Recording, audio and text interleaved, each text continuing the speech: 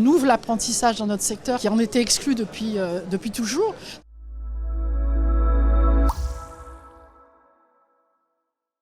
Alors vous le savez, le secteur de l'emploi à domicile en France est particulier employeur.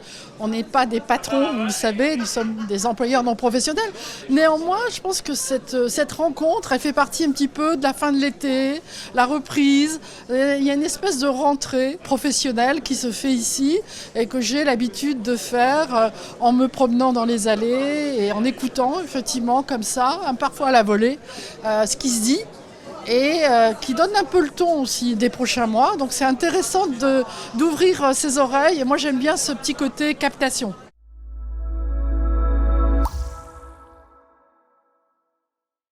On est au cœur de l'orientation majeure de la Première ministre et du gouvernement, de réduire le chômage et d'arriver au plein emploi. Et en même temps, on a notre propre difficulté qui est d'ouvrir notre secteur à la jeunesse, qui est le deuxième point qui a été, je dirais, fortement porté et par le président de la République et par la Première ministre. C'est comment engager la jeunesse, comment accompagner la jeunesse. Ça, c'est un sujet très important pour nous à la FEPEM.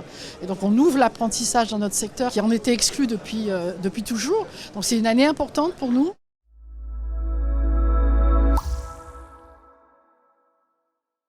Notre premier sujet, c'est de ne jamais oublier l'emploi à domicile dans la vision économique globale et dans la politique de l'emploi. Donc ça, c'est vraiment important. On le redit, on est écouté, mais ça fait aussi partie de nos sujets.